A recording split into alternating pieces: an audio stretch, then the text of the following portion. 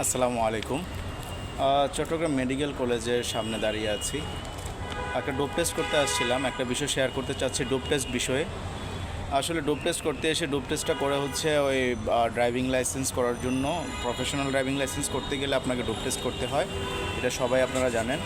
তো ডোপ টেস্টের রিপোর্টটা যদি আপনার নেগেটিভ না আসে তাহলে আপনি কিন্তু ড্রাইভিং লাইসেন্স পাবেন না। তো সেক্ষেত্রে আমিও ড্রাইভিং লাইসেন্স করার জন্য ডোপ টেস্ট দিই। তো ডোপ টেস্ট 21 তারিখ দেওয়ার পর আমার নেগেটিভ আসে নাই, আমার পজিটিভ আসে দুর্ভাগ্যবশত। আমাকে যে রেজাল্টটা দিয়েছে ওই রেজাল্ট হচ্ছে আমি হচ্ছে পজিটিভ, মানে হচ্ছে আমি হয়তো কিছু সেবন করি। আমি আসলে অ্যালার্জির ওষুধ বলতে আমি অ্যালার্জির কারণে আমি ওষুধ খেয়ে গিয়েছিলাম, এটা ঠিক। কিন্তু ওনারা যে কমেন্টটা করেছে পজিটিভে সেটা হচ্ছে নাকি একটা মারাত্মক লেভেলের আসলে নেশা জাতীয় কিছু খাই আমি।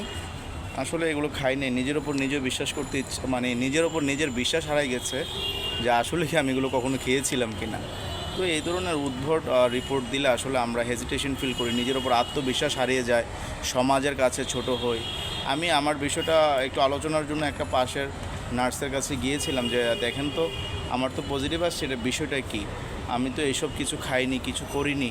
বলে যে ভাই কথা বাড়ায়েন না, নিজের অভ্যাসটা পরিবর্তন করুন। এই কথা শুনে তো আমি আরও লজ্জিত। হ্যাঁ, নিজের লাইফে তো আমি এসব কিছু করিনি, আর এই ধরনের কথা শুনতে হচ্ছে। তো তারপর আমি এক সপ্তাহ পরে আবার দিই, এখন আবার ইনশাল্লাহ নেগেটিভ আসছে।